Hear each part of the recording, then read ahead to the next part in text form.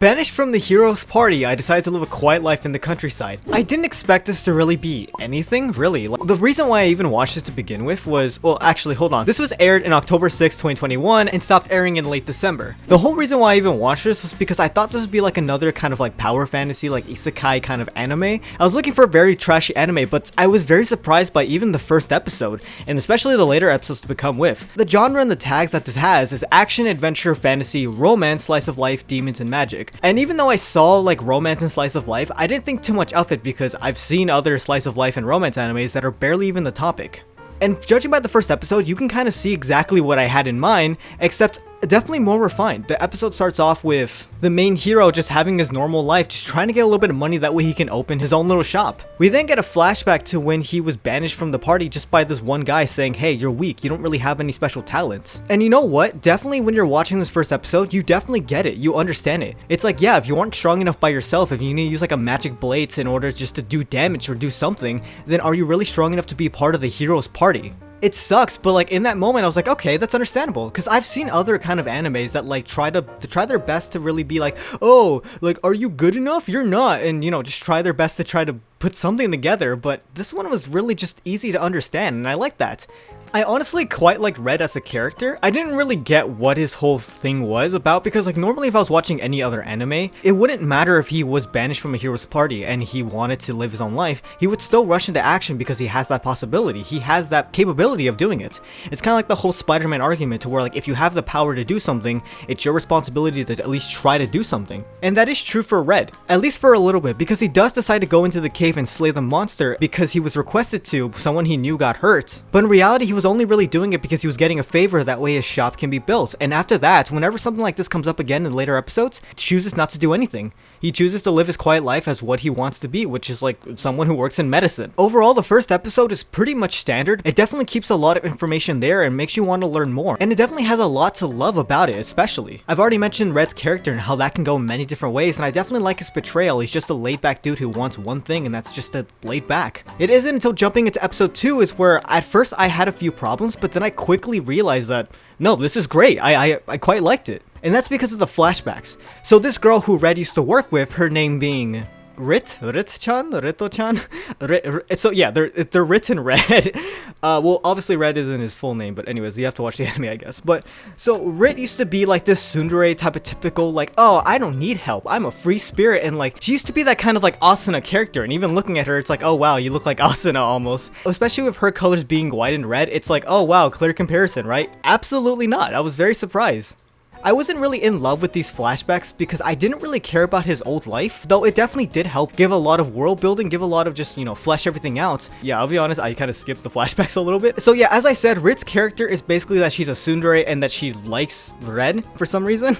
There's not really any evidence why as of right now, obviously. But jumping forward in time when Red was banished and Rit and Red meet again, she's very much a complete opposite character, and that's because she kind of got over herself, which I definitely do like. Now she's just kind of sweet and a little too forward because now she's trying to progress this whole relationship. She's had a crush on Red for like God knows how long. There's also a whole character arc in these flashbacks that's kind of hidden. Obviously, it's a little on the nose too, and I won't really talk about it too much because that's not really the point of the video, but it definitely gives a lot of insight on why exactly Red is special to her. And going on to episode 3, we can see exactly how much kind of Red means to Rit, because is it Rito-chan? I don't know. Because she immediately decided, it's like, hey, I don't mind retiring too. I'm one of the legendary like warriors, but like I don't mind settling down with you and helping you with your shop and even living with you. And she straight up just says like, hey, I'm gonna live with you, I don't care. And you know what? It's such a breath of fresh air to have Red not be like, what? A woman? I'm afraid. It's so nice because like so many times in anime, you always have the typical protagonist that's like, oh, I wouldn't dare touch a woman. But here, it's just, you can tell they both are into each other in some aspects. Red doesn't really like her too much in the beginning, but like the feelings definitely start to go there because as you can tell from Red's character, he just loves being able just to settle down and just do something that he wants to do, and just that's something that's laid back. And it's, once again, it's such a breath of fresh air, and I absolutely loved every scene about it. I was very curious on what people really thought about it, and when I was trying to ask around, I saw some comparisons to like, oh, this is a super rushed relationship. They met in episode 2 technically, when they didn't, they met in the flashback, but like, and in episode 3 they just move in together, and which is very true. You could definitely see this as rush, but like, once again, moving on to future episodes like episode 4, there's a huge build up to this, and yeah, they do move forward a little too fast, but in reality they kind of don't. It's only fast when you kind of think about it, like, oh yeah, like in a short amount of time they lived together and then they started like finally becoming a couple. But if you look at all the wholesome scenes together and them slowly getting closer with each other, it's just once again, it's just nice. It's just wholesome. I love it. And especially out of this kind of anime, I wouldn't really expect that. I think one of my favorite parts is when on episode 5, there's some adventurers who like, hey, we need a heroic champion, Ruti-chan, whatever. We need this a super amazing adventurer, and they're kind of just like standing their ground. They're like, hey, we need her, and she's just like, bro, I've retired, I don't care. It's also just really wholesome because she's like, I don't want to go anywhere, and it's like, damn, you can tell they have feelings for each other in this moment, and there isn't no like, no, of course I don't like her. Like, Red is a chat, like he's very much like, oh, damn, I like this woman. There's even a moment where the Thieves Guild want to give Red like some sort of like reward or some sort of like ransom, I guess. I don't know what to call it, but they're like, hey, we'll give you all of this. We'll give you women, we'll give you power, we'll give you a mansion if you just, you know, let us use the super heroic champion you have in your shop. And he's like, nah fam, I just want a quiet life. And then when he returns into the shop, it's just such a wholesome moment because he just casually just gives her like a gift, and it's just like, what? It's so cute because she's like, maybe you should stop doing that because you might spoil me and I might get the wrong idea. And he's like, well, that wouldn't be the worst thing. And it's like, what? It's just, I don't know, it's just so cute. Like, I absolutely just love it. Like, I'm just so surprised, like, in general. Like, we're barely, like, what, halfway through the series? There's so many things happening all around with, like, oh, like, this weird, like, Thieves Guild kind of conspiracy is happening. And he's like, nah, fam, I just want to spend time with my girlfriend. There's even a moment in episode 6, which clearly we need to have the beach episode. They just take a nice vacation. They just have fun. There's nothing to interrupt it. Because, like, usually in other animes, you have, like, oh, no, they're gonna kiss. They're gonna have a cute moment. They're finally gonna be like, hey, I have feelings for you. And then, bam, let's ruin it so that we can keep the plot going and have some funny moments. Like, no, there's no bullshit like that. And I was it's just so nice. We even get a little more character from the both of them because we get to like hear some of their insecurities. We get to just see them like talking as people, and just you can tell they want to fuck. And like the best part is that they kiss. There was no, once again, there was no bullshit. There was no like, do I like you or not? It's just they like each other and then they kiss. And that's nice. It felt earned because you saw these moments build up. You saw these two people trying to like slowly get closer to each other low key, and then it just happened taiki, which is awesome. And it's funny because that's not even the best part. Honestly, I think the best part is the way that this whole world uses its own kind of like power system. So basically, everyone has these things called like blessings. And depending what kind of blessing you get, like the blacksmith blessing or the warrior blessing, it can change who you are in the long term. Like, let's say like you at a certain age, you awaken this blessing, your entire personality can shift. And sometimes you get some really dumb blessings, but that's just what happens. Like one of these specific characters actually get like a tavern brawler type of blessing. And pretty much his whole entire like mood and emotions and character just kind of switch overnight almost. He starts becoming more like angry and starts becoming more violent. This wonderful kid just starts becoming more of like just an asshole because of his blessing. And we kind of explore that with these two kids who are like, hey, I have the weapon master blessing and I'm kind of scared because I don't want to turn into like a weapon freak or like someone who craves battle because of my blessing. And it's really just nice world building wise. This anime surprisingly juggles a ton of things, like building its world, building the characters with the heroes, the flashbacks, and this weird love interest slice of life thing. It balances them all pretty well. The only thing I still kind of complain about obviously are the flashbacks, but like at this point I definitely was starting to get more sucked into it because we finally got shown one thing I was definitely more kind of confused about and definitely captured my interest, and that was Red's sister, the hero that everyone's depending on to defeat the Demon Lord. So Red's sister, I'm trying to find her name real quick. So his little sister is named Ruti, and this is definitely my favorite part of the series in general, I think, is like, because I had these questions too. It's like, what makes a hero? A hero is fearless. A hero is able to charge in and save as many people as possible. Well, Ruti obviously has the hero's blessing and she is the hero. And that came with a lot of sacrifices, because at a very young age she hasn't been able to feel a lot of things. There's a specific scene which definitely kind of got me. Other kids are kind of like, you know, they're cold, they're terrified of like the lightning and like the storm that's happening, and she's just fine. And she tells like Red, like, hey, I don't feel scared, I don't even feel cold right now. And we learn later that the hero has a ton of resistances to poison, so she can't even like drink and get drunk. She can't, most medicines don't really work on her because, like, you know, she doesn't really like get hurt in that way or really like feel the effects of it.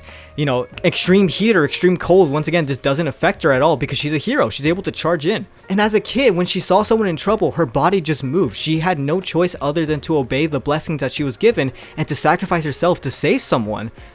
It's a very interesting take on the hero, and I absolutely love it, especially when we get these scenes of just Red and Ruti being just siblings. It's so cute for Red being like, hey, like, can I hold your hand? Not because you're scared, but just because I want to be close to you, and because we're siblings. And it's wholesome, and I love it. Like, it's so just baffling too and crazy, especially when she first meets Red again after such a long time.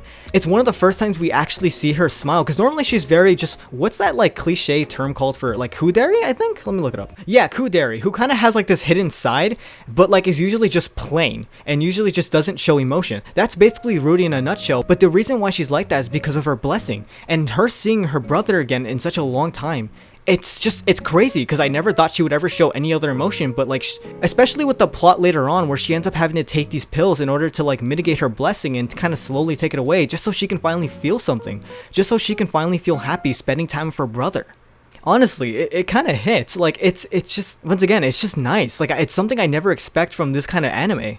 I especially love the conversation Ruti has with Rechan, whatever.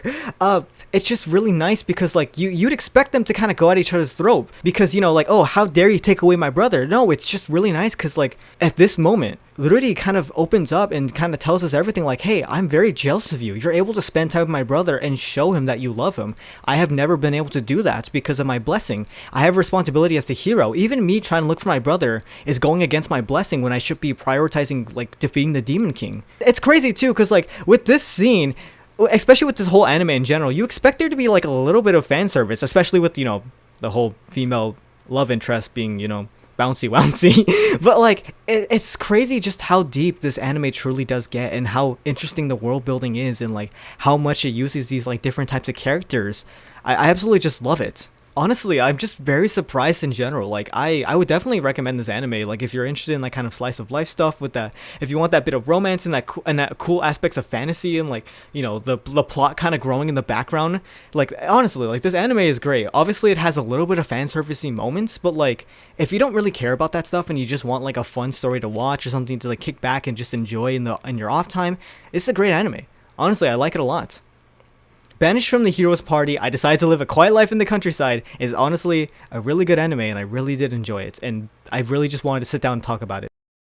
Hey, so like this is just me after the recording. You should like give my thoughts at the end of the video, but like now I just want to sit down and just do it. So I haven't done this since like I haven't done this in like such a long time. I remember one of my first videos I came back with, I just kind of was like, hey, I'm just sitting down recording and just talking.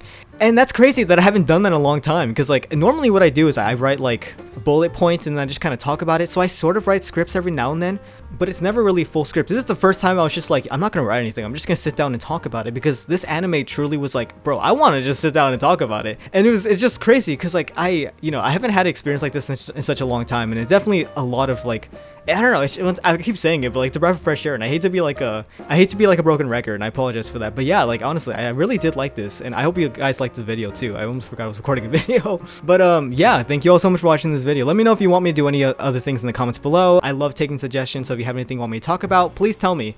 But yeah, I'll see you all next time. Goodbye!